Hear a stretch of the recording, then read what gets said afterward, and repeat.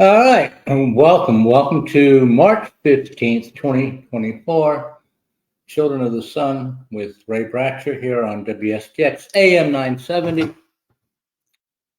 Welcome to the weekend. Hope you guys have had a great week so far here on St. Croix and throughout the world, because we are streaming live over Facebook. So the theme of this show is positive energy from a metaphysical point of view. All right, so what does that mean? Why positive energy? And how does that relate to metaphysics and the fifth dimension? Positive energy from a fifth dimensional metaphysical point of view. Well, positive energy, positive thinking, positive thoughts, as opposed to negative energy, negative thoughts, negative thinking, complaining all the time, that manifests in your reality, and it works not only psychologically, but also metaphysically, because we're all connected to each other through the subconscious mind. And, a good example of that is you're thinking of someone and the phone rings. And you answer the phone, and it's the very person you were just thinking about. Now, we a lot of times we want to, people like to blow that off as just a coincidence. But that explanation gets to be pretty weak and lame when you have this happen to you repeatedly, over and over and over again. If you've got any number of years on this earth, it's happened to you probably 20, 30 times. And so eventually you have to give up the comforting thought that it's just coincidence. And I say comforting because the reason we don't want to believe it, that we're aware of who is calling us because we're thinking about them, is because that kind of implies we don't have any privacy, that we're all connected to each other, that we all know what each other is doing. And that is kind of a unsettling kind of a thing. There is some privacy. You're not like an open book. But what happens is somebody goes to call you and they're thinking of you, like especially if it's a friend, especially a close friend or a relative, someone in your family. So they go to call you and they're thinking about you, and their subconscious mind sends out through the connecting ethers to your subconscious mind that they're thinking about you. And so then you get that impression in your mind, and that makes you think about them. And they're calling you at the same time. So the phone rings, you answer it, lo and behold, miracle of miracles, it's the person that you were thinking of, and they're calling you. That's the metaphysical way that we are all connected through the subconscious mind. So when you focus on positive energy, positive thinking, positive thoughts, that is what you are sending out on the subconscious ethers, out into your field. And that is going to attract anything that resonates with that. You're going to be communicating with positive people and attracting positive situations. And that's the metaphysical connection, the fifth dimensional, because the subconscious mind is like the fifth dimension from the first three of, height, width, and depth. And the fourth one is time. And the fifth one is the subconscious connection that we all have with one another.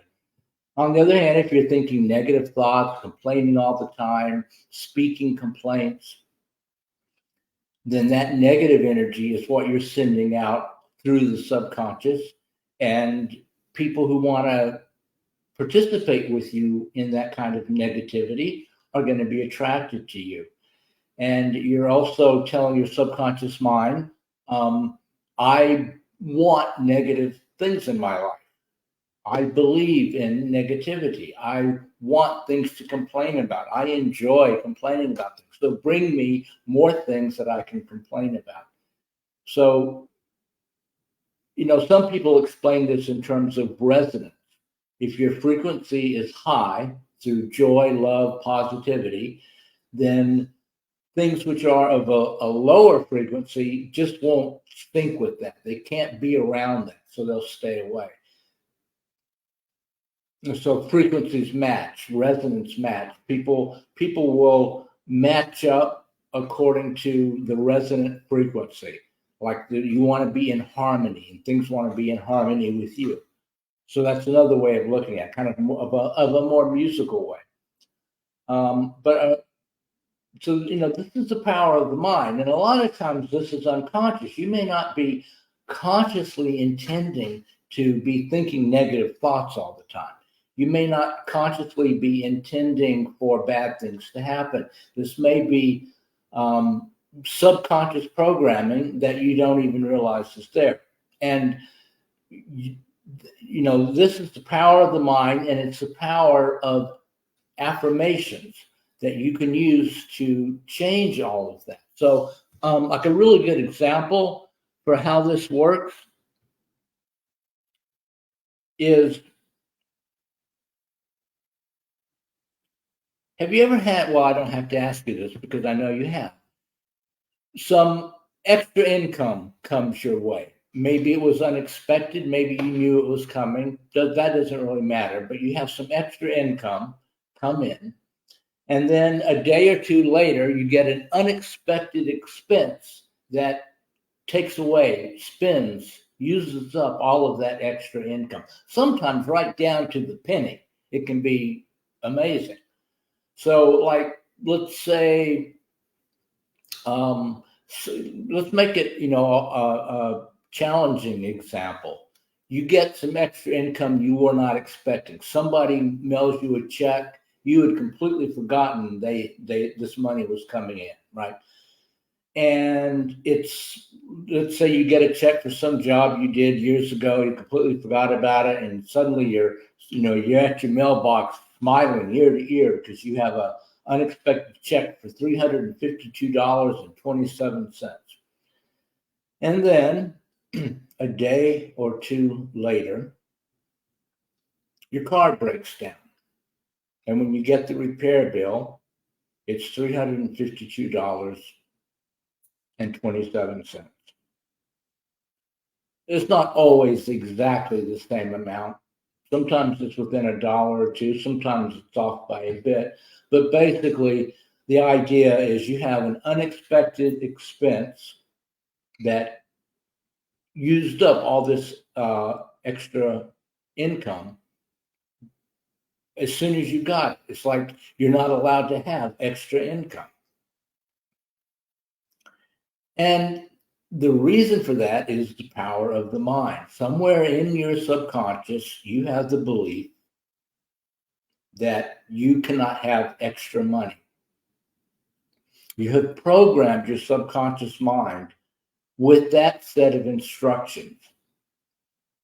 And so your subconscious mind, because it's connected to everybody through the subconscious, it knows that extra money is coming in. It ahead of time, weeks before it gets to your mailbox, it is in communication with the person who's mailing you that check from the work you did years ago. So it knows that money is coming in. So it says, data point. Your subconscious mind is really like a computer. It's like data point, $350 extra income is coming in. Check programming. Programming says, I am not allowed to have extra income. So it wants to obey your programming. You have told it that. You have maybe unwittingly, and maybe it wasn't just you. Maybe you heard this from your parents growing up. Maybe you heard it from your friends. Somehow or another, the idea has been programmed into your subconscious that you're not allowed to have extra money.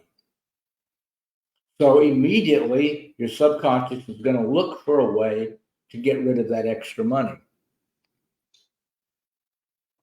And this can happen in a very mundane way. It doesn't have to be some kind of bizarre, esoteric, mystical kind of a thing. Your subconscious is aware of what things cost, for example. So it might cause you to forget to check your oil, knowing that 2 weeks of that is going to give you a car repair bill of exactly the amount needed to spend the extra income. It might cause you to get into an accident that's going to cost exactly what the extra income was. And, it's sometimes it's to the penny, sometimes it's a little off because the subconscious can only work with what it has. But it's really effective and efficient and talented at, basically getting rid of the extra income, not,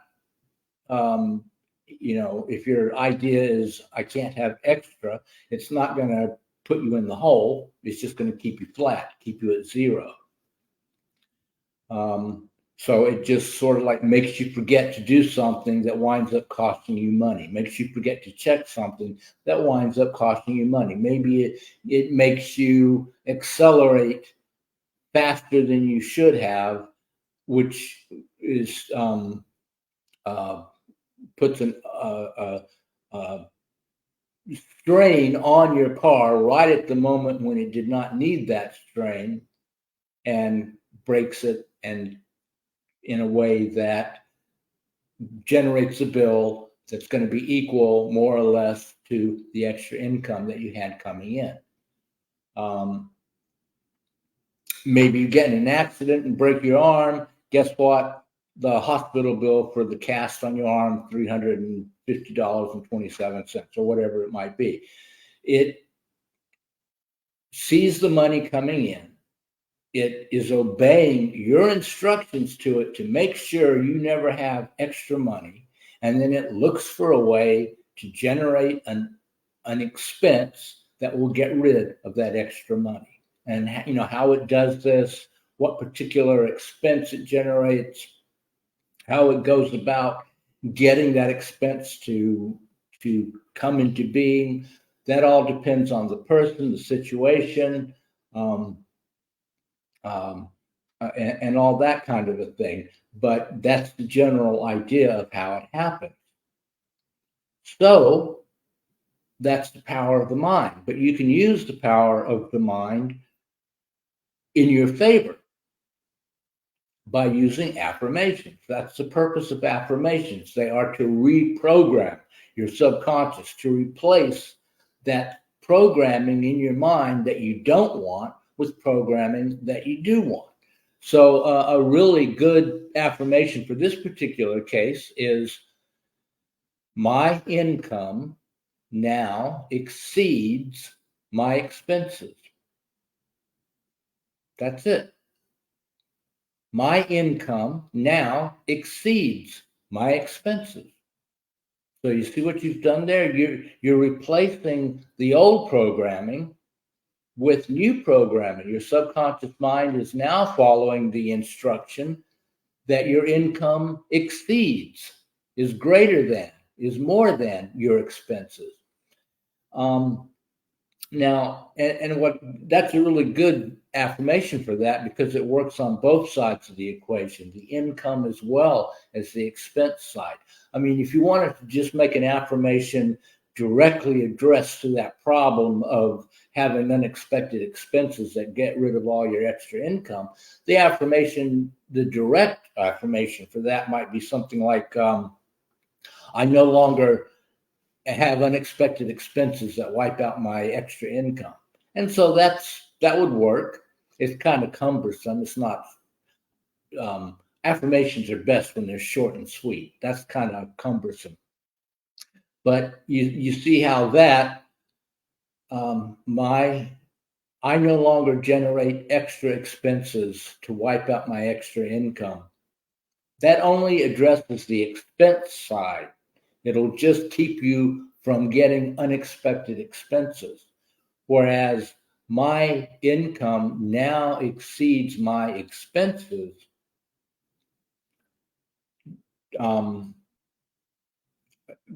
goes after both sides. It's not only going to keep you from attracting in unexpected expenses into your experience, it is also going to attract in extra income.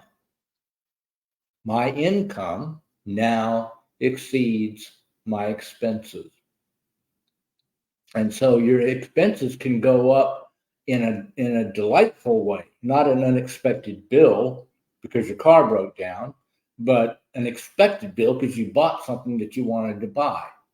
And you can trust now that your income is still going to exceed your expenses. Even though you spent extra money, you're going to have extra money. My income now exceeds my expenses. It sets your subconscious mind up to ensure that whatever your expenses are, your income is going to be more than those expenses. So it's attracting in income and it's keeping away unexpected bills. And so then there's the mechanical aspect of how you actually use affirmations. You want to use them in the morning when you first wake up and at night just before you go to sleep, because those are the two times of the day when you're the closest to your subconscious mind. When you first wake up, your subconscious mind is kind of, it's been surfaced all night while you were sleeping and dreaming. And so when you, right after you wake up, you're kind of in that in-between state between sleeping and being awake. Your subconscious is really accessible then. So that's a really good time to do your affirmations. And then at night, if it's the last thing you do before you drift off to sleep, those are the thoughts, the instructions, the programming rattling around in your brain as you go into the subconscious. So it gets the message, the programming in there in the most direct way possible. So just after you wake up, just before you go to sleep. You also want to do affirmations not just in the first person, also the second person and third person. So sometimes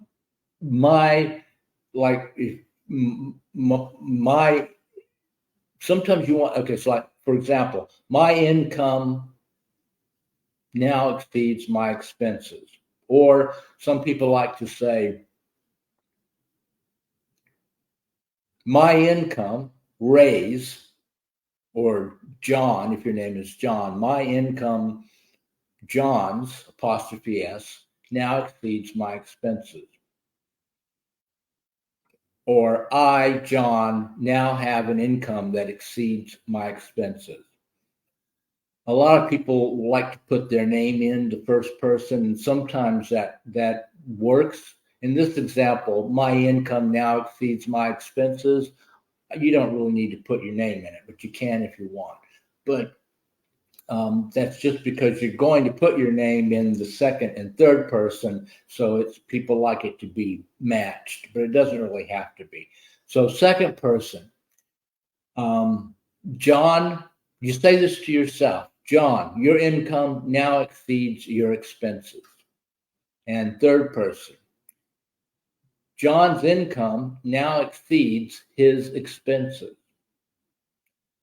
The reason you do that is because your subconscious is not only programmed by thoughts that you've had, it's also programmed by other people talking to you, maybe your parents when you were growing up telling you you can never have more, and also things you hear other people saying about you.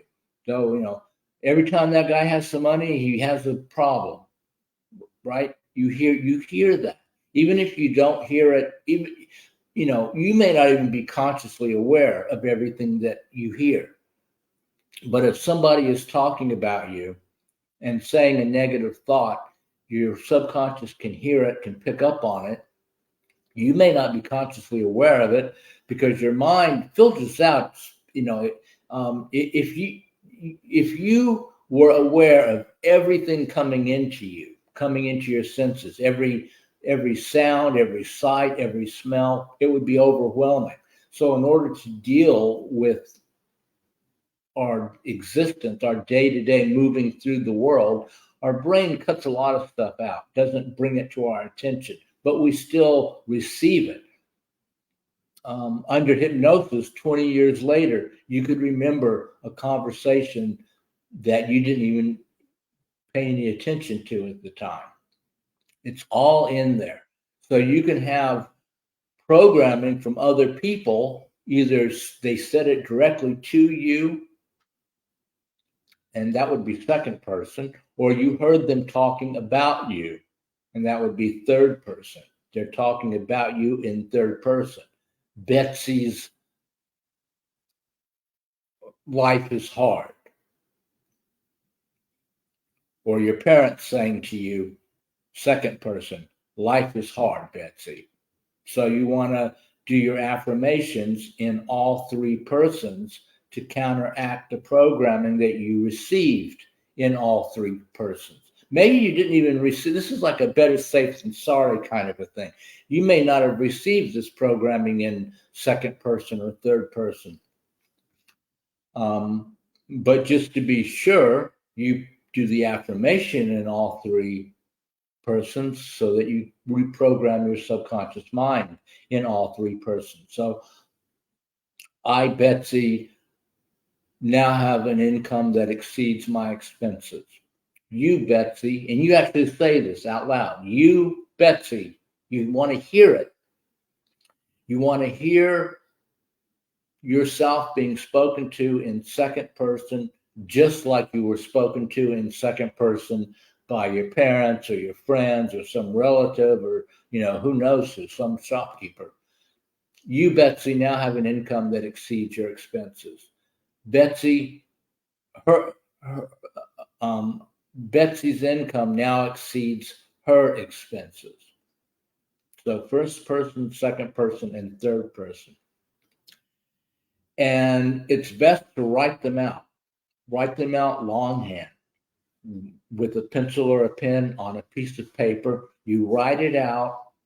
You say it while you're writing it. And so that way, all of your senses are involved. It gets it totally into your mind. You're saying it. You're hearing yourself say it. You're writing it. You're feeling the physical movement of your hands as you write it. You're reading it as you write it.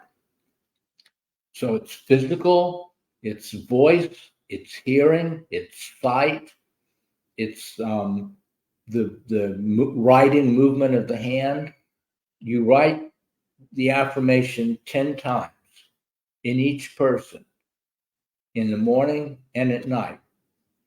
And that locks it in. Do that for 7 days, and that locks it in, and your income will now exceed your expenses.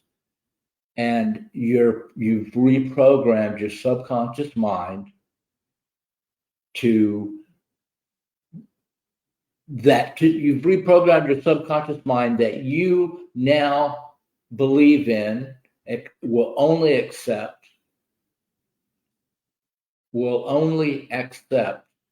a world where your income exceeds your expenses. So that's just one, that's one example. You can, whatever your particular problem is, you can create an affirmation for it.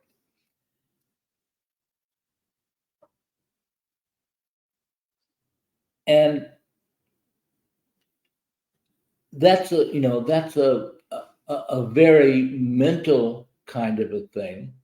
And the thing about false negative beliefs, which is what negative energy, complaining, and negative thinking, negativity in general they're false limiting beliefs. The thing about them is they aren't just abstract, cold feelingless, emotionless thoughts in your brain. There's more than just a mental aspect to this stuff. There's also a somatic aspect to this stuff. It can be in your body, stored in your body, in your muscles and your fascia and your ligament as contraction, as muscular tension. You can have muscular tension associated with a negative thought. A lot of times when people are doing breath work, they'll feel a release in some particular part of the body at the same time that they realize a negative thought they've been carrying with them their whole lives. It's almost like the memory is spread through the body and negative thoughts get stored in various parts of the body. And so that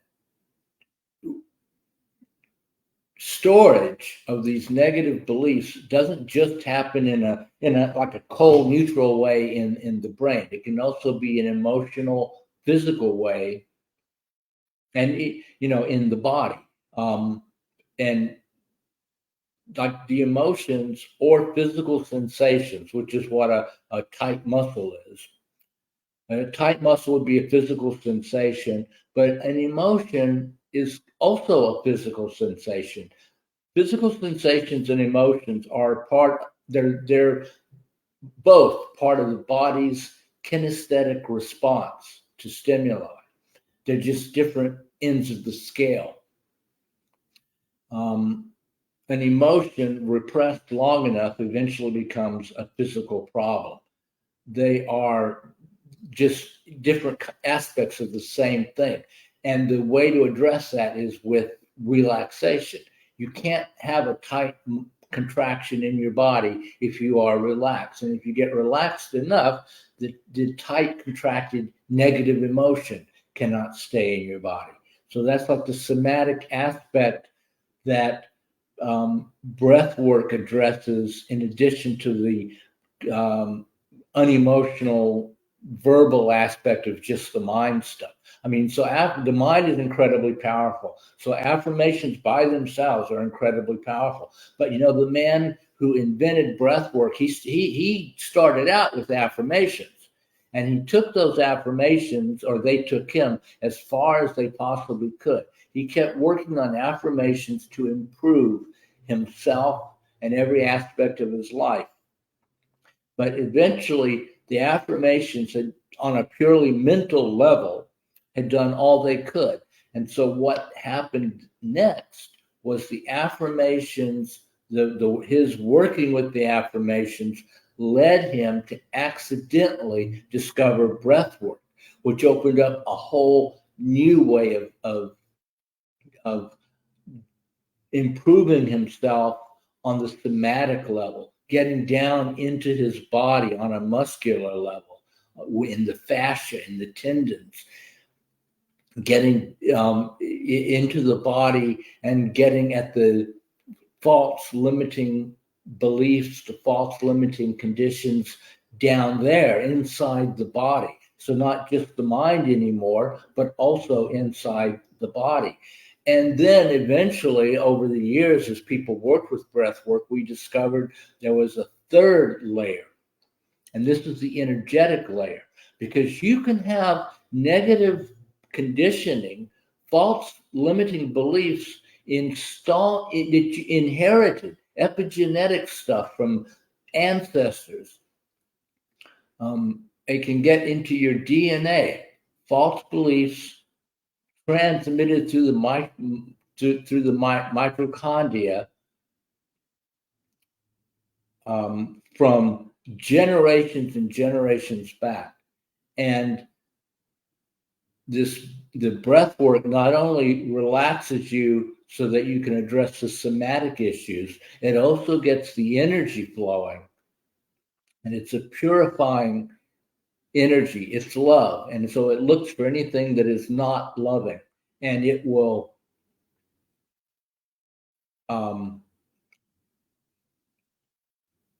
shift the energy around the epigenetic links in your DNA and your RNA and your mitochondria. It will shift the energy in those places attached to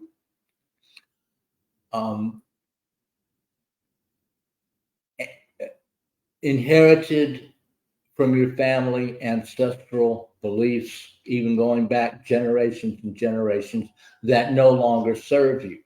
And that can be a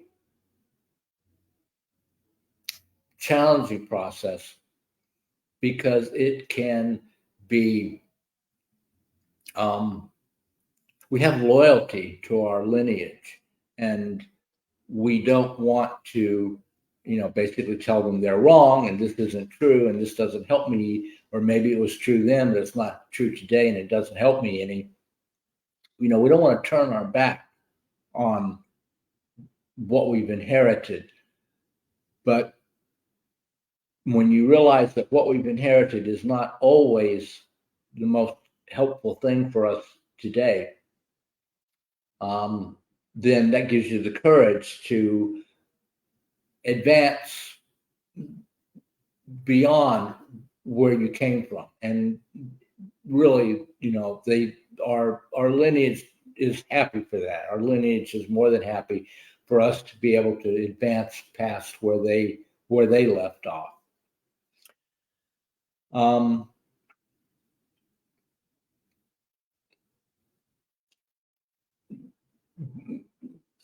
So you can do it with just breath work. You don't even have to do affirmations. You can also do it with just the affirmations. But if you do them both together, it works a lot faster and it's a lot easier. The mind and the breath are the king and queen of human consciousness. The mind is the king because it's kind of an active participant, and you use affirmations in an active way, actively seeking to change your programming. The queen is the breath because it's more receptive. When you do breath work, you're not doing anything. You're just laying there breathing and allowing the breath to breathe you, allowing the breath to start to move the energy, allowing the breath to relax you. You're receptive to the breath. So that's the queen aspect. And it's good to have the king in your corner. It's, you'll make progress if all you've got is the king rooting for you. It's good to have the queen in your corner, as you'll make progress if all you have is the queen in your corner. But if you've got both the king and the queen pulling for you, your progress will be a lot swifter and a lot smoother. And so, that is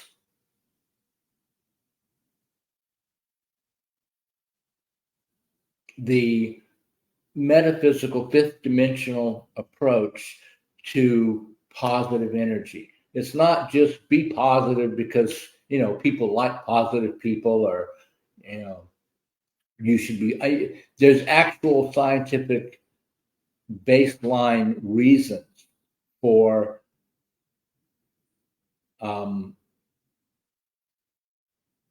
having a positive approach to life and looking at what in your experience is coming back at you, showing you a problem. Because anytime that you have something in your outer experience that is not what you like or what you would want, or is not helpful, that is a reflection of something going on inside your mind, inside your consciousness. And it can even be inside your body, inside your energy field.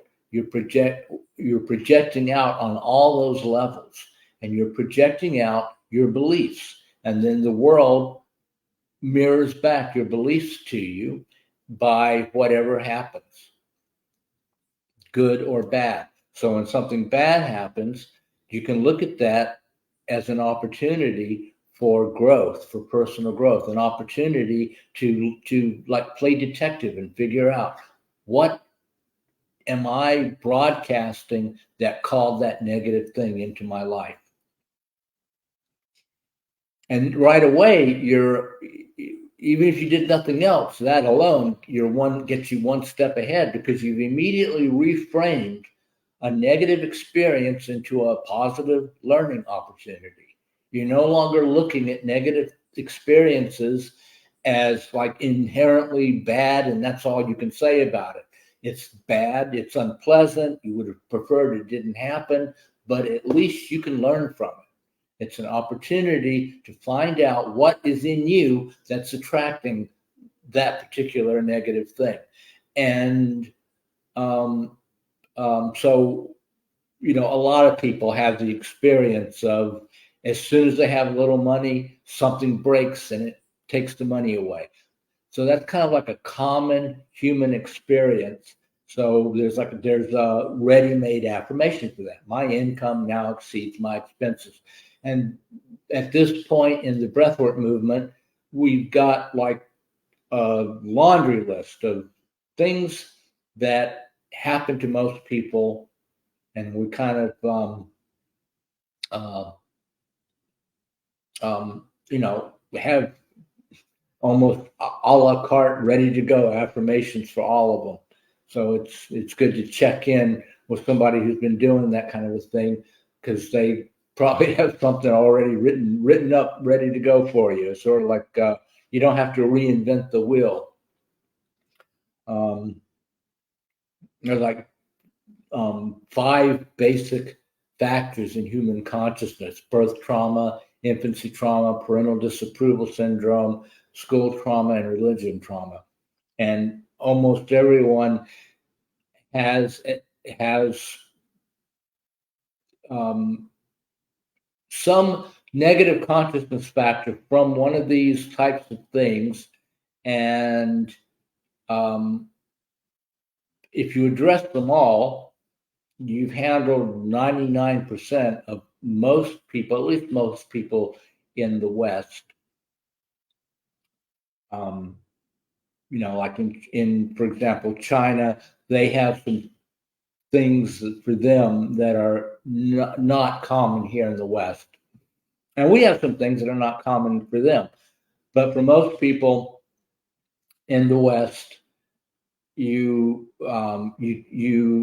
they'll have those, and then they'll have, which will be like 99%. So 99% of your problems are already known, and affirmations and work for them are already discovered. And then you have what are called specific negatives, which can be your unique way of being negative. And that takes like talking and exploration and sharing and um,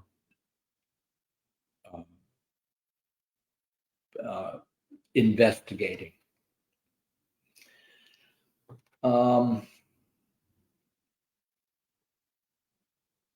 So you might have figured out by now that this breath work is, there's a lot of people talking about breath work these days. It's like one of the most Google Analytics says it's one of the most Googled terms at the top of the list, because it's really popular now. But with popularity comes a kind of dilution of authenticity. There's a lot of derivatives of breathwork. When it was first accidentally discovered, and then by a guy named Leonard Orr, and that's who I learned it from. And like for the first couple of years before they brought it public, he and his friends just worked it with each other, experimenting with it, trying to find out the best ways to use it. And then people, as years go by, people start adding things. Like they would add music, they would add finger painting, they would add drumming, and they thought they were making it better, maybe, but what they were really doing was getting away from the purity of the process. Those things that people add just distract you. They divert your attention from the actual process. It can still be a pleasant experience, and there will still be some benefit from it, because any kind of conscious breathing is going to benefit you. So people will have some conscious breathing and they'll get the benefit of it. Maybe they get a little relaxed. Maybe they feel better afterwards and they enjoy the music or the drumming. So it's a pleasant experience. So they do all of that and they think they've had a breathwork session because they have no idea of what a real breathwork session is and how a real breathwork session feels. And what you can get, what can happen as you do one, and they get distracted and diverted by all the bells and whistles that people over the years have been adding to this. So it's not just a self-improvement technique. It's not just a get high on a weekend technique. It's not just a therapeutic technique. It's not just a spiritual technique. It is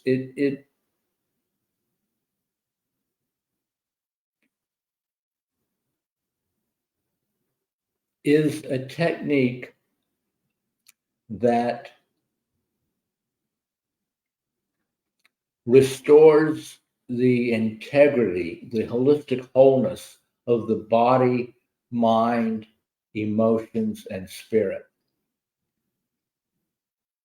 And that's quite the claim. I mean, that's a lot to claim for one technique. And I had a client once who said to me, if people knew what you're doing, you'd have a line wrapped around the block 10 times. And so I thought for the rest of the show, I would try to share in a more effective way just exactly what it is that I do, just exactly what breath work is from an overall holistic standpoint. So I'm just going to read a book. It's a really great book on breath work, the pure original process, accidentally discovered by my teacher, Leonard Orr. It's by Ganel Monet. It's called Breath and Spirit, Rebirthing as a Healing Technique. Rebirthing-Breathwork is what she's talking about. And I wanted you to just, start like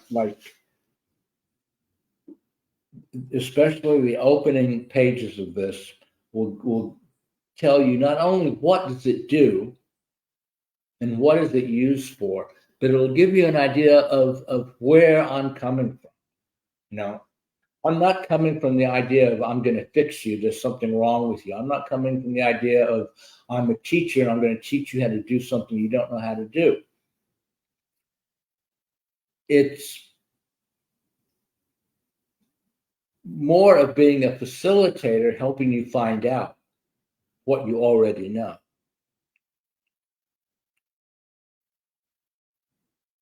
It's more of whereas like the versions of this process that play music or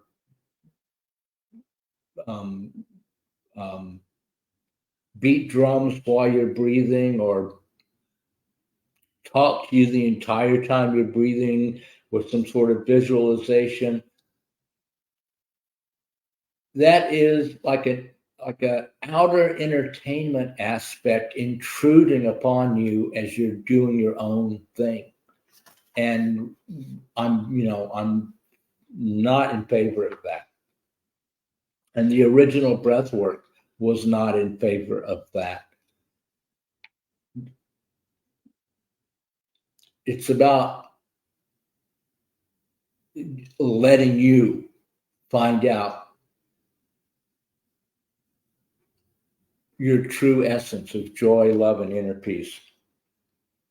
In fact, yeah, that's why I like this book so much. It starts out with a little dedication. The purpose of this book is not to teach you how to improve yourself, but to show you how great you already are. And then there's an introduction by Leonard Orr, founder of Rebirthing.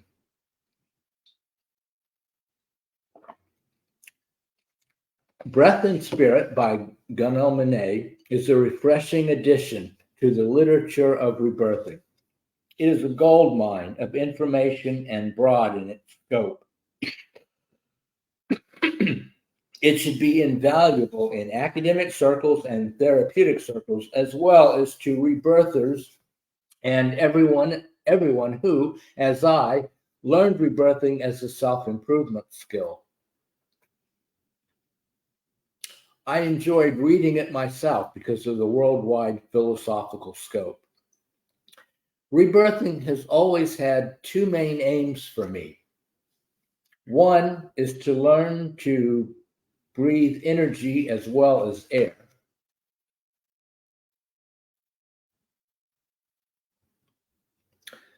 This is a specific, if intuitive, skill that most people can learn in about 10 rebirthing sessions, each lasting 1 to 2 hours. It is a valuable skill that students can practice every day to refresh themselves and as a self-improvement and self-healing tool. It is a spiritual as well as a physiological skill that immensely contributes to our well-being emotionally as well as spiritually and physically. The other aim is to unravel the birth-death cycle. This goal of total mastery of mind and body is beyond the stated goals of education, therapy, politics, and most philosophy. Perhaps our theory and goals in these fields are too superficial. I've long thought that our academic theory is still in the dark ages. The interest and mentality of the masses are way ahead of the formal academic world. Perhaps religious philosophy as well as scientific snobbery are the great barriers of human evolution. My work and the minds and lives of many people will be enriched by this book. Truth, Simplicity, and Love, Leonard Orr, founder of Rebirthing. And here is a preface.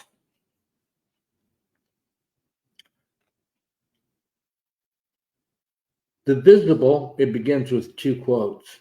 The visible is not the only truth, nor is it the whole truth. The invisible must be penetrated with the aid of the visible. Marc Chagall. And simplicity is a sign of truth. Herman Boerhaave. The 2 quotes above, one by a great artist, the other by a great physician from the 17th century. Boerhaave was a professor at the medical faculty of Leiden University, Holland, and one of the founders of the present scientific school of medicine, symbolizes the admirably whole and holistic view of human beings and life put forward in this book. In it, Gunnar Manet expresses a vision, striking in its simplicity and truth, of the potential which the healing power of conscious breathing promises for all of us. The book fills a significant gap in today's medical and psychological literature and opens totally new perspectives, both for professionals and for interested lay people. It adopts the interdisciplinary approach characteristic of the New Age movement at its best. It can serve as a model for a genuinely psychosomatic understanding of the life of an individual in its indivisible continuity and totality. Our medical and psychological philosophy is still deeply rooted in Cartesian dualism, which insists on a separation between body and soul and between physical and psychological functions. Guenel demonstrates with great clarity the spuriousness of these divisions. Life is a totality, an indivisible continuity, where all functions and processes, the so-called psychological and the physical, represents a great complex pattern of mutual dependence and interdevelopment. New fields of medical research, such as biochemistry, endocrinology, immunology, clearly reflect this new view of human life. New scientific theories, and above all, a new language are needed to link together this new thinking with the old terminology. This semantic situation is here pointed out by Guenel. Without doubt, semantic confusion still reigns in current scientific discourse, both in medicine and in psychology. Guenel book is a considerable contribution towards greater clarity. The book not only demonstrates the unity between body and soul, but also brings together other categories: theory and praxis, art and science, the subjective and objective reality, the prenatal and perinatal. The book is also a major contribution in the field of preventative medical theory. Health is more than absence of illness. I have earlier written that health is the dynamic movement on the creative road towards self-fulfillment.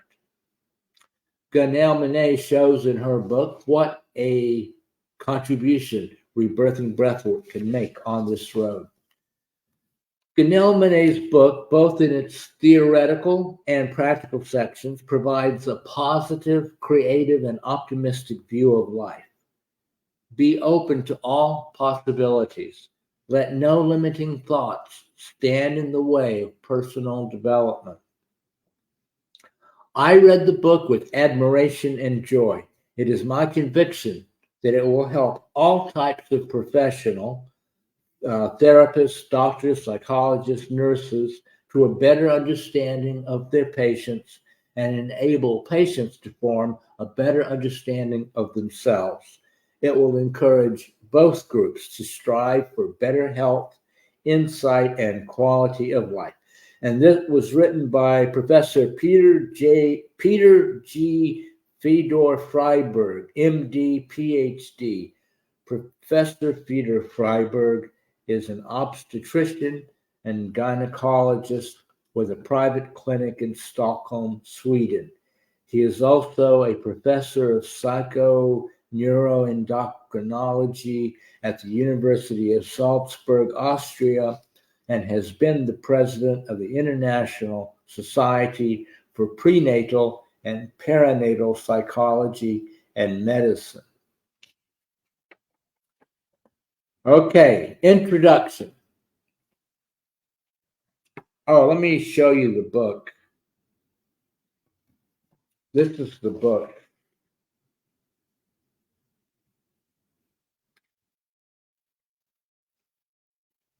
Okay, I'm taking the camera off while I read so that it's not distracting.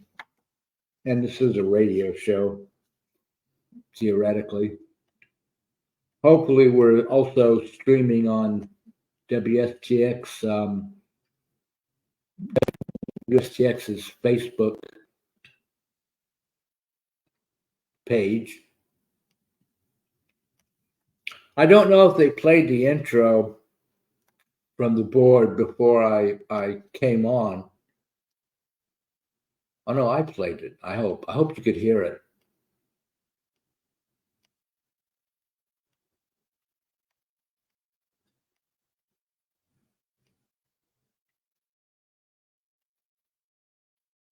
Okay, I'm there. So we're live on Facebook right now.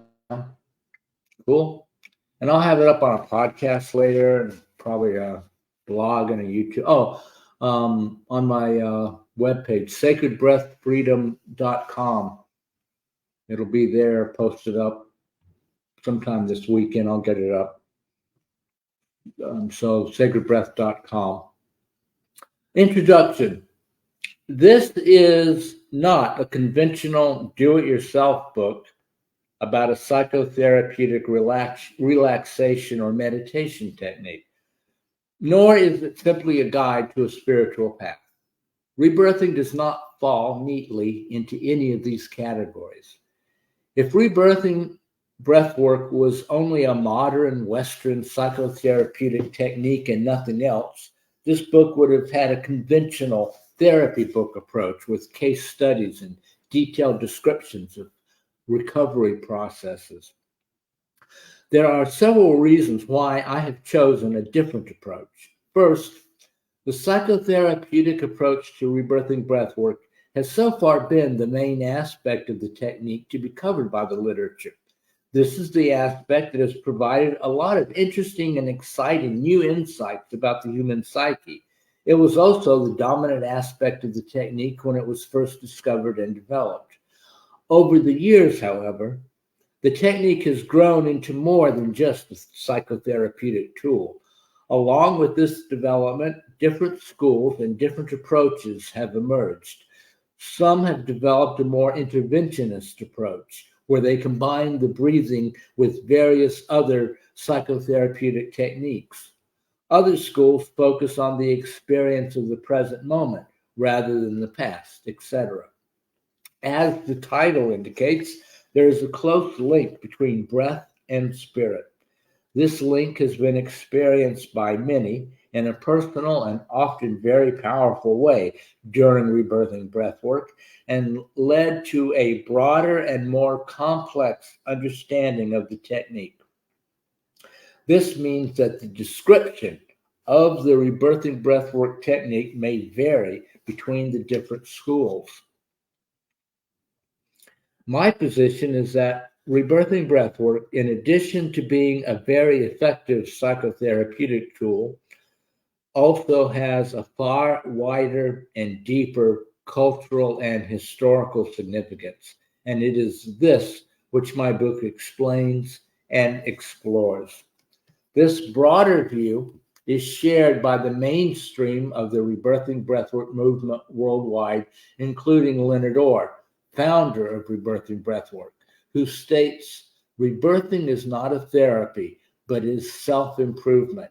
It is an American form of prana yoga.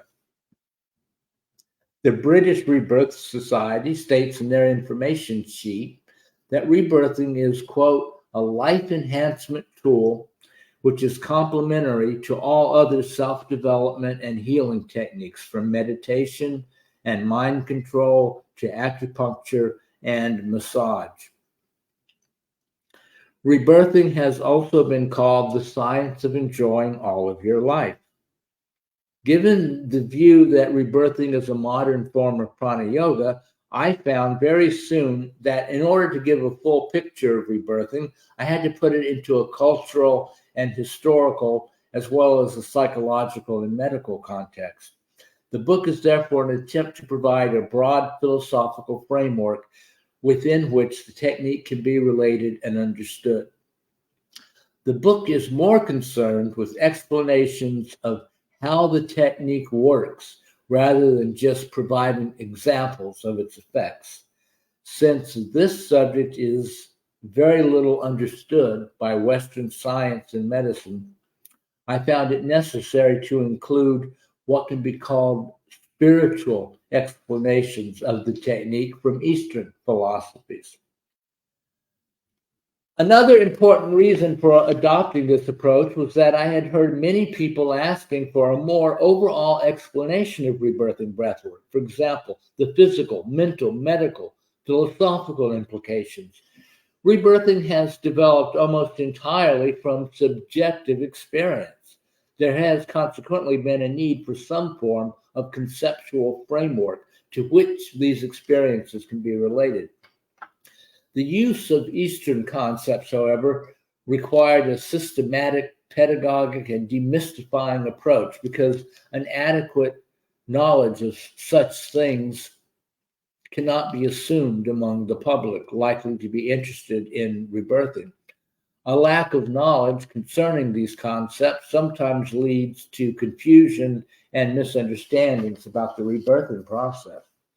I also think it would be gravely misleading to write a book about a breathing technique without reference to the fact that the modern Western view of breathing as, as simply satisfying the body's requirement for oxygen is culturally and historically anomalous. Throughout history, in all cultures apart from that of modern industrial society, breathing has played an essential role in mystical and spiritual experiences. Reference to this is essentially important since so many people who practice rebirthing breathwork have spontaneous and powerful spiritual experiences.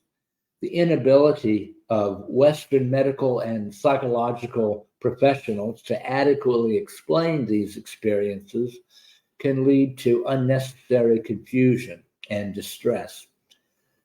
This approach, however, required an attempt to cover a vast area of ideas and concepts. In order to keep the book to a reasonable size, I have been forced to deal with many topics in far too superficial a manner.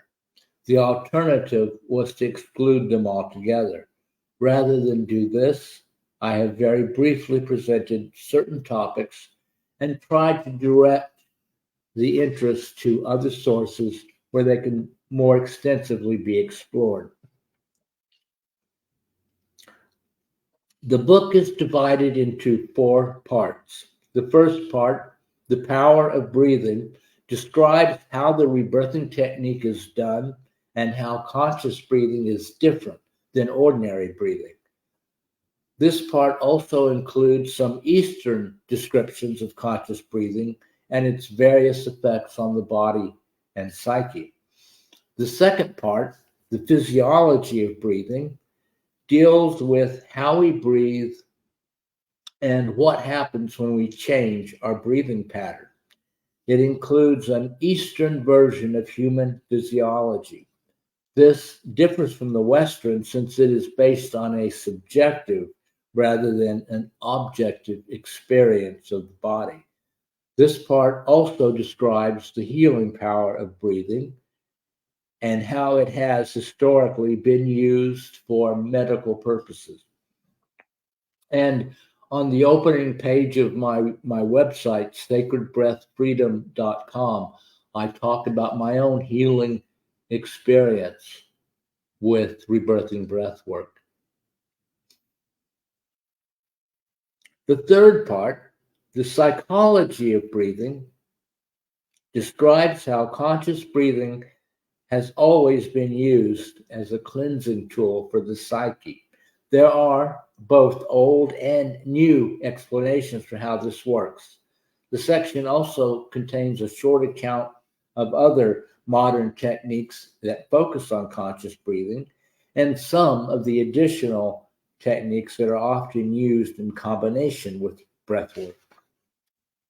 The final part, The Spirituality of Breathing, gives an account of the original objective of conscious breathing, to serve as an aid to the attainment of higher levels of consciousness. Most people today who come into contact with breathwork know little or nothing about the ancient Eastern worldviews or Western spiritual matters. If they come to sessions, however, they often have experiences which lead them spontaneously into these areas. Because of this connection, this section aims to give a very brief overview of these matters. I would, okay, then she finishes by giving her thanks to everybody who helped her get the book together. I'm going to skip that part. So going to the first part.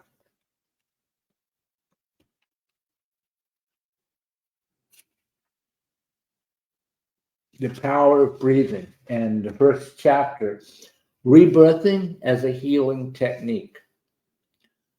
I went to my first rebirthing breathwork session without really knowing what to expect, since I knew nothing about the technique at all. In addition to rebirthing breathwork, I also do sacred breath, and you can find out about that also on my website, sacredbreathfreedom.com. That's why the name of the website is sacredbreathfreedom.com.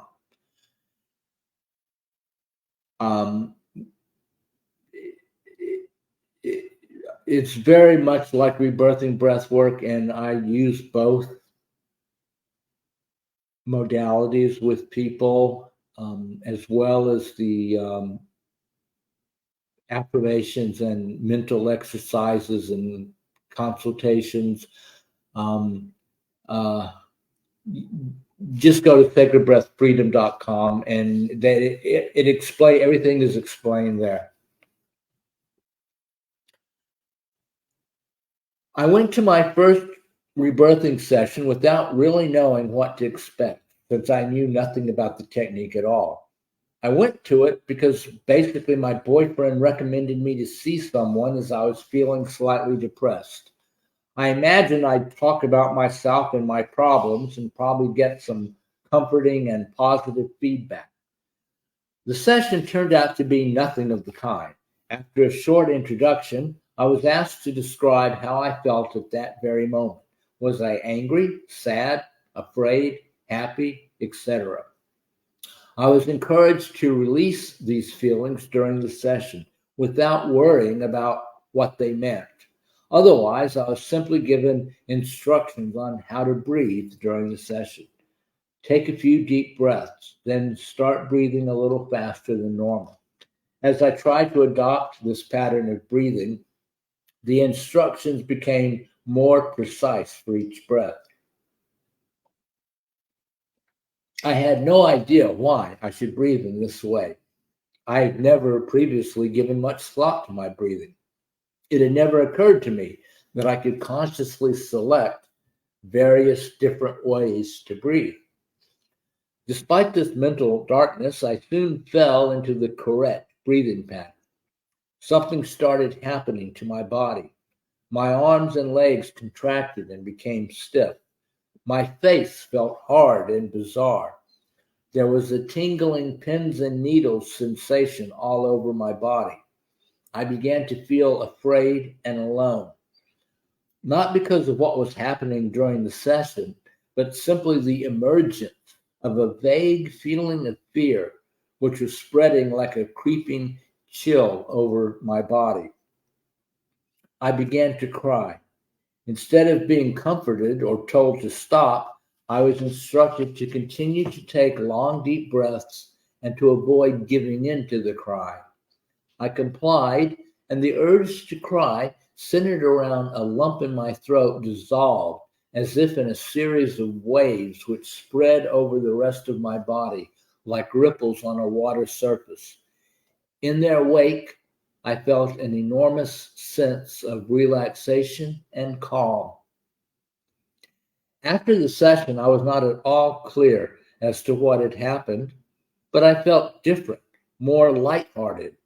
It was not the big change I had vaguely hoped for, and it was totally different from what I had expected. Yet I was rather pleased. In fact, I went back after a while, ready to try again. 15 years later, I am still not totally clear about how the conscious breathing process works, if that is the right word. All I can report is that the experiences it produces meant and still mean enough to me to want to continue with it on a regular basis. Rebirthing breathwork is, for me, far more than a relaxation technique. Experiences during sessions have led me to transform my worldview and approach to life. The power of these fantastic psychic journeys has driven me to seek some explanation. The search has led me in many directions, into psychology, biology, history, modern physics, and religion. When I got to the ancient Eastern scriptures, I started to feel that I was onto something.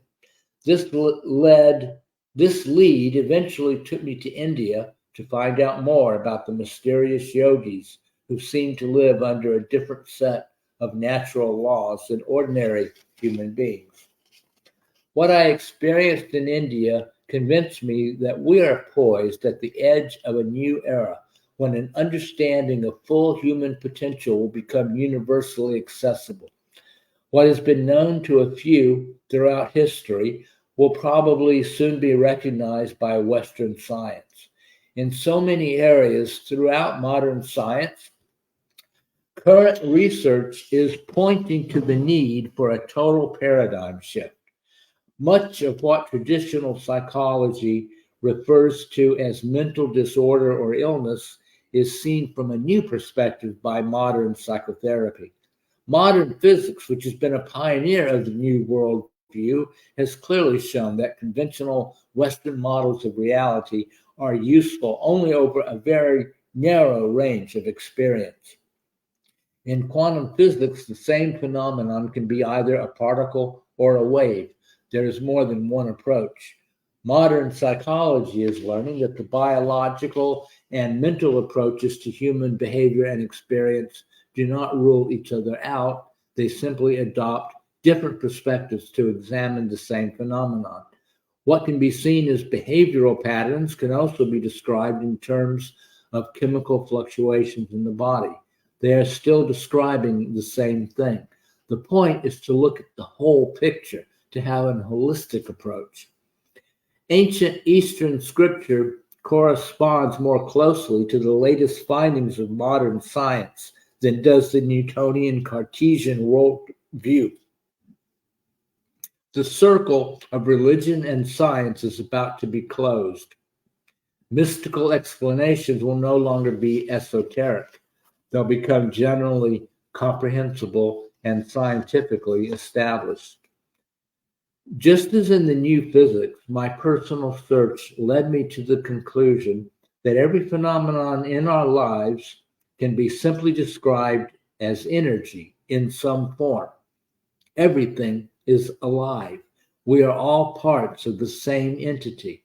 We influence the world through our way of thinking, and we are influenced in our way of thinking by the world around us.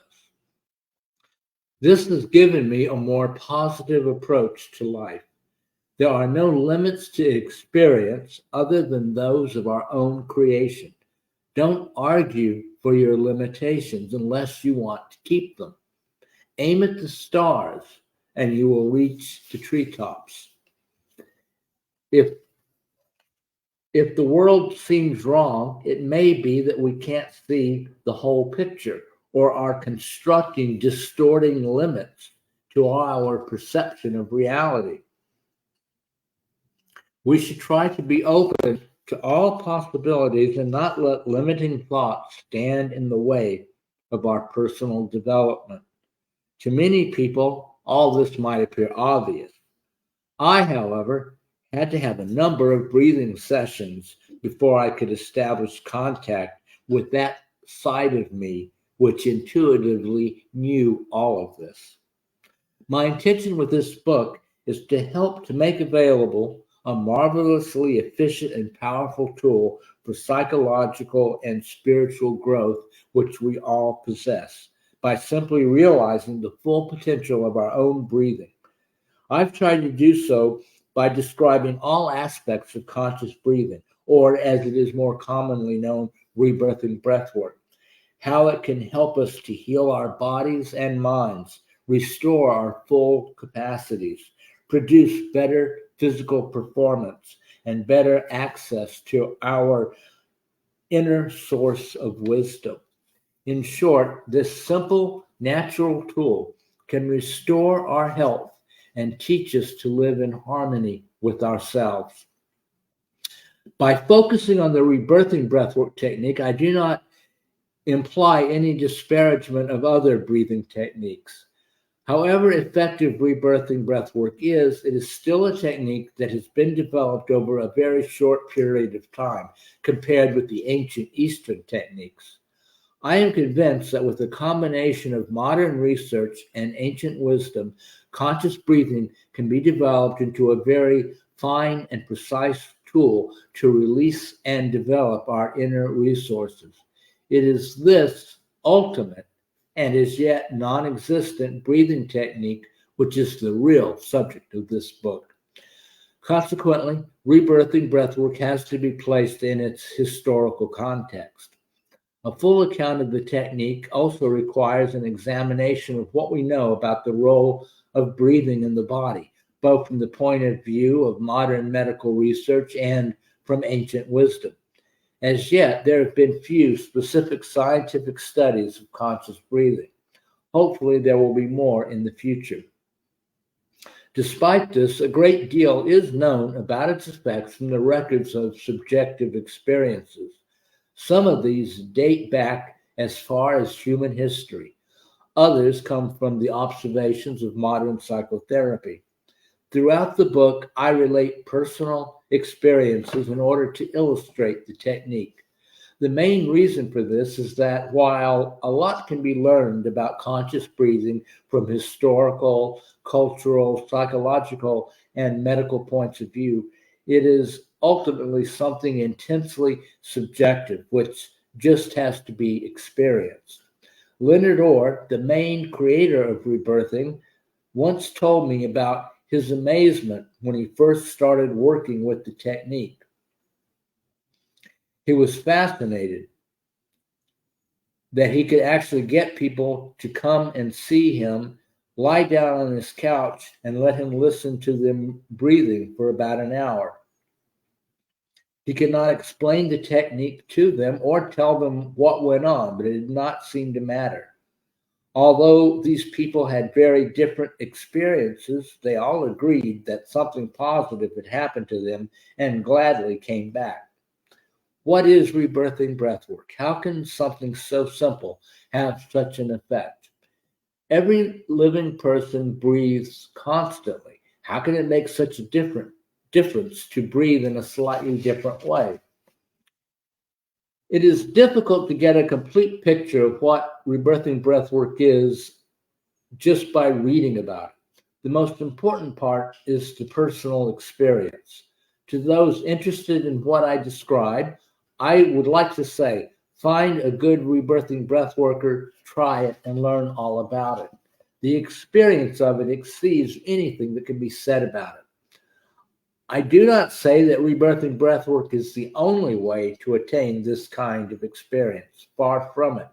What is most important is to find a key, whatever it may be, to your own inner wisdom and resources. There is a well-known story about the Buddha. A monk threatened to abandon the religious life if Buddha could not tell him whether a saint existed after death or not. The Buddha replied, "It is as if a man wounded by a poisoned arrow should say to the attending surgeon, 'I will not let this arrow be removed until I have learned the caste of the man who shot me. I have to know how tall he is, what family he comes from, where they live, what kind of wood his bow is made from, what Fletcher made his arrows.' His questions have nothing to do with getting the arrow out, and he will die before they are answered.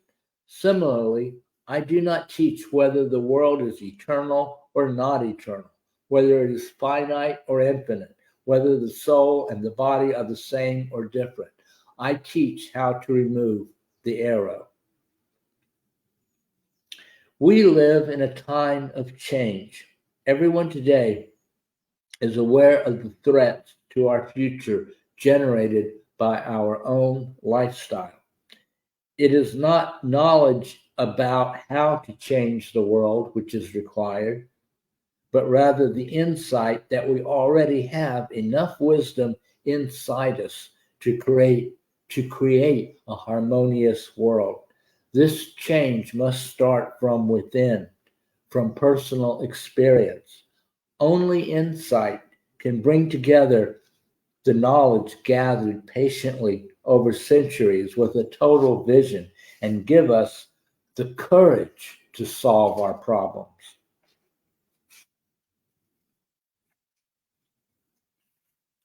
Breathing and exceptional performance.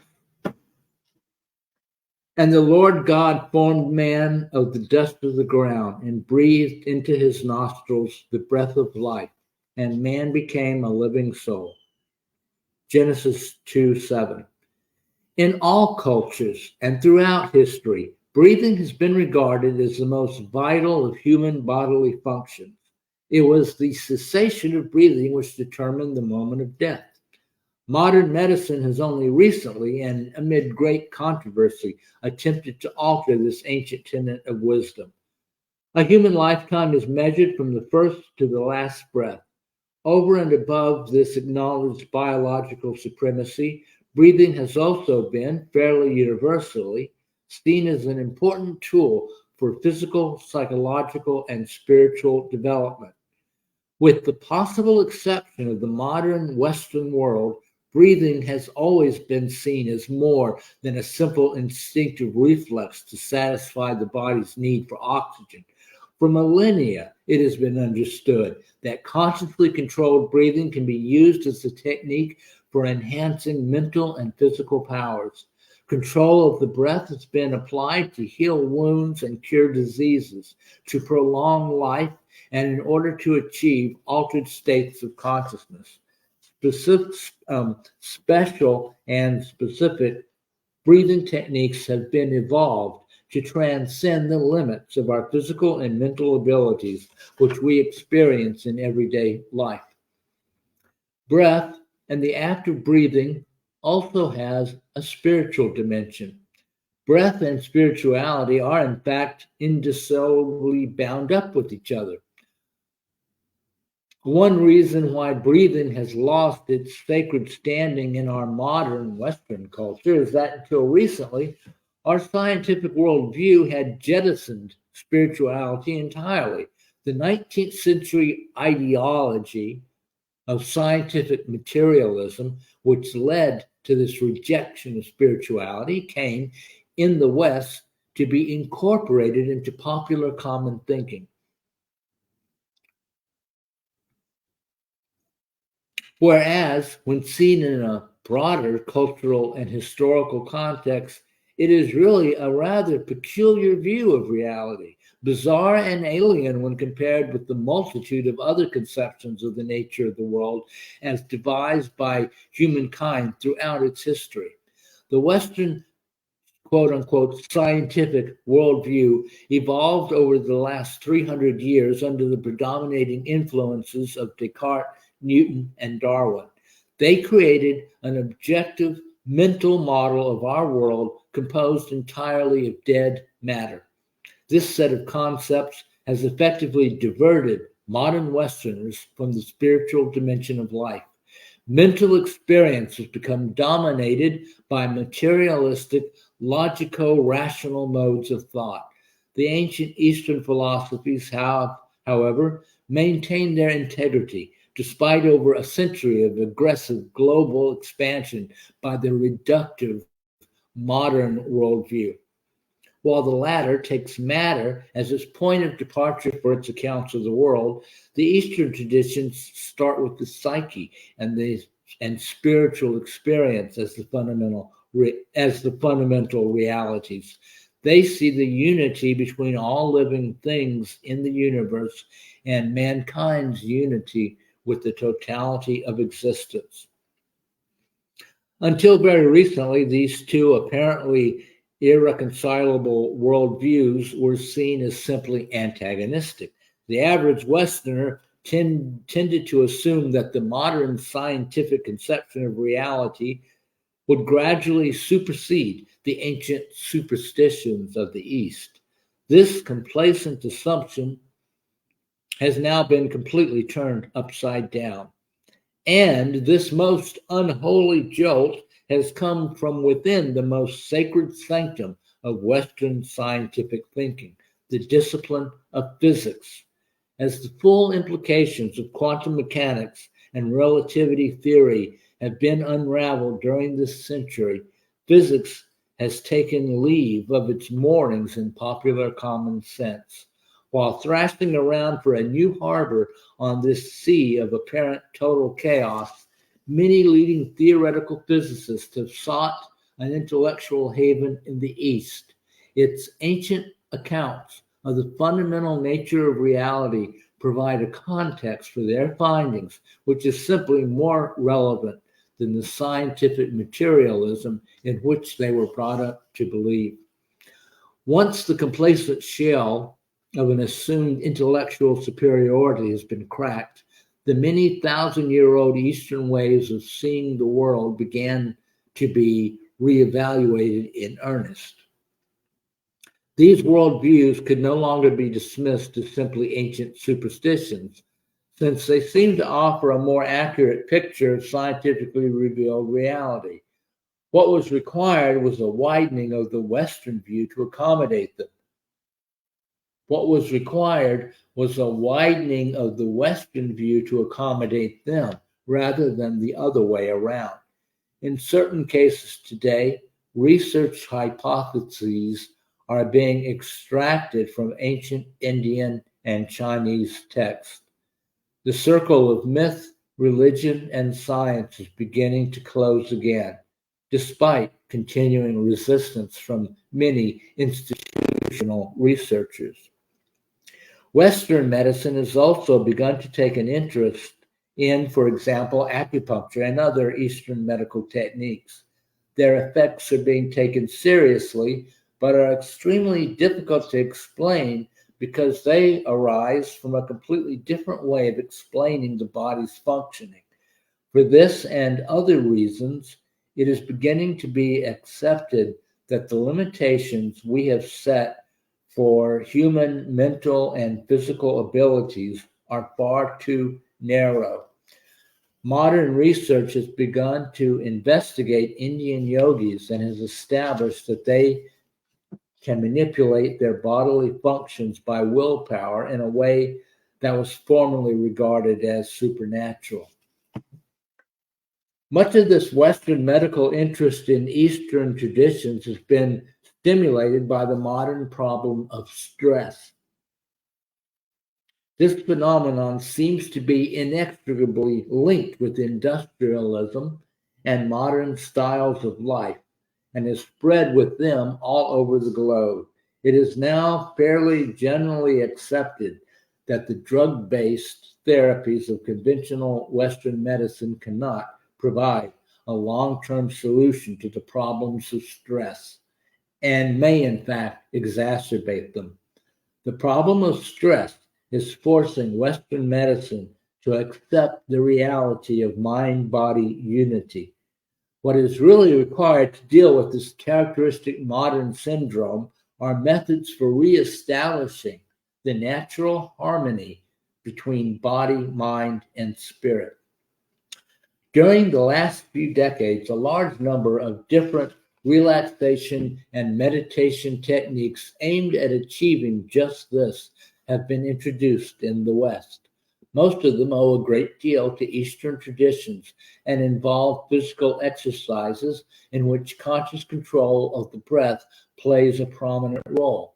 This may be just the beginning of a vast social trend that will completely transform the way we allocate human resources.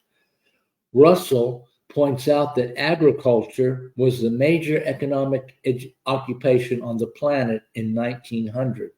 As the century progressed, industry expanded rapidly. In the West, at the beginning of the 1970s, information and communication became the largest areas of economic activity. He suggests that by the year 2000, the economy will be dominated by occupations concerned with exploring and developing the psychic potential of human beings. That might have been a little optimistic.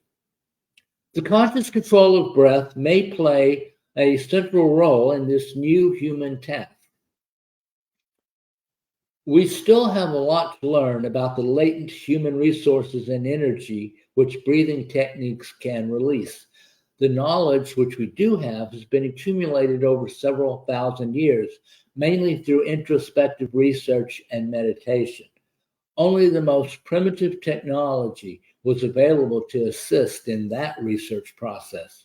Modern technology enables us to measure, for example, the minute changes in body chemistry which occur during meditation and other altered states of consciousness. It can therefore be confidently expected that even greater progress can now be made in this field. Learning to breathe in an optimal way may prove to be the key to unleashing the vast but virtually untouched treasure house of potential which we all possess. Quote, it is frequently stated that we use only 10% of our full mental potential. This, it now appears, is rather an overestimate. We probably do not use even 1%, more likely 0.1% or less. The apparent limits of the human brain are only the limits of the uses to which we put it and the limits of what we believe is possible. Russell, The Brain Book. We're going to take a short break right now and be back momentarily.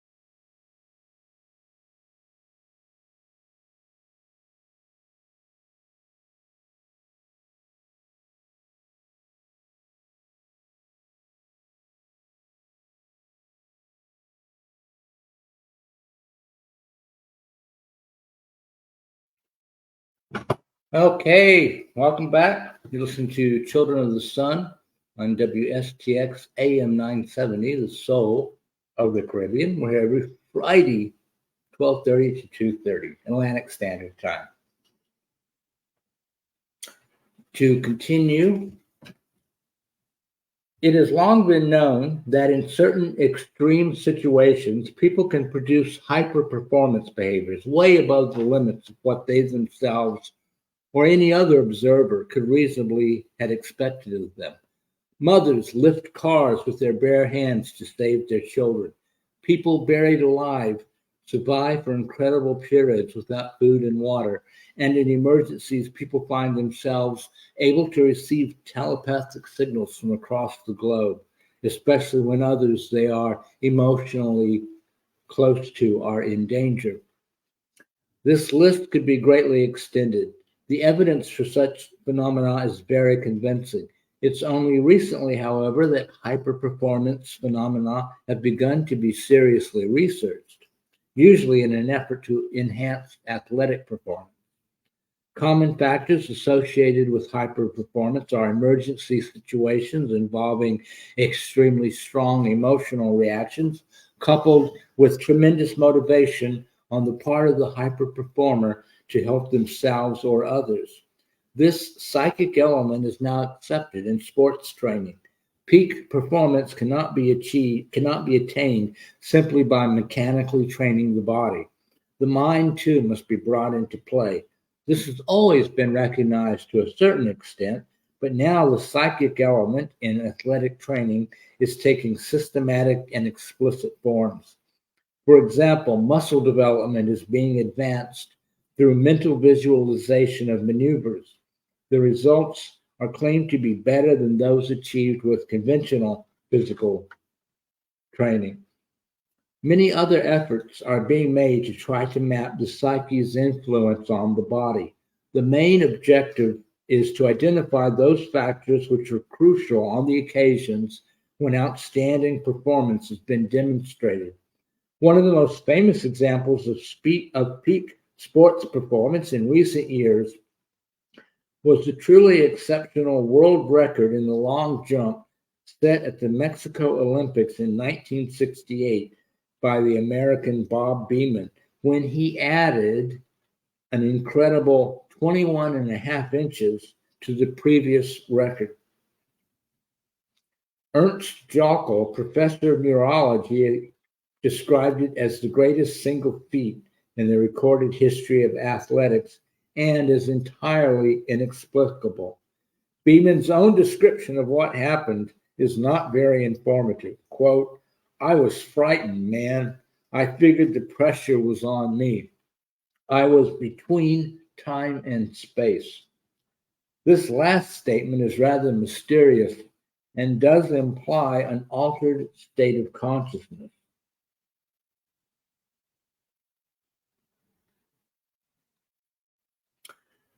Recent research has also focused on the relationship between the two sides of the brain and its influence on human peak performance.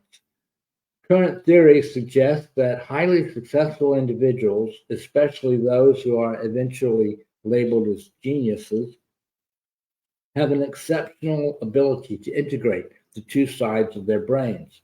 They have unusually easy access to the intuitive right side of the brain, but they are not simply daydreamers and fantasists. Their genius consists of an ability to apply the right side's torrid outpourings to the disciplined ordering activity of the logical, rational left side. Albert Einstein is one of the best known examples in modern times. His theories, despite the mathematical rigor of their final form, had their origin in dreams and images. The theory of relativity was conceived one summer day as Einstein lay on a grassy slope and allowed his thoughts to run free. Leonardo da Vinci was another such brain balanced genius. He used his outstanding artistic ability in the entire range of his incredibly varied activities, but combined it always with strict logical thought. The result is a matter of historical record. priceless masterpieces of fine art, plus technical designs so advanced that their originality can only now, with our present level of technology, be fully appreciated. And I think we're going to close for there for today. It's 2:22, and I end the show at 2:30. Like to head out a few minutes early, give the young lady coming on after me plenty of time to get her show set. We'll pick up again next week at 12:30 on AM 970 with Chapter 2, the Rebirthing Technique. So that's the Rebirthing-Breathwork technique. So that'll be worth the wait. And want to thank you all for joining me this afternoon. Once again, as I always tell you, I love you all, and I want you to get out in nature. You know, even if it's raining a little bit, get yourselves out into the energy field of Mother Earth. It will heal you. It will help you. And I hope the opening discussion about the power of the mind and the subconscious and affirmations was helpful. If you want to hear this again, you can listen to it on the WSTX's Facebook page. I'll have it posted up on my website, sacredbreathfreedom.com, a little later on. Sometime this weekend, I'm sure I'll get it up by then. And so the example of the affirmation, if you have a different kind of a problem, different kind of a situation, and you want some help from me creating an affirmation for you, you can type it in on the Facebook page. Or if it's too private, you could go on my website and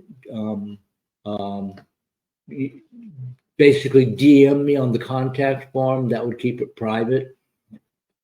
Or you could find me on Facebook or Instagram and privately message me in either of those places if you want help.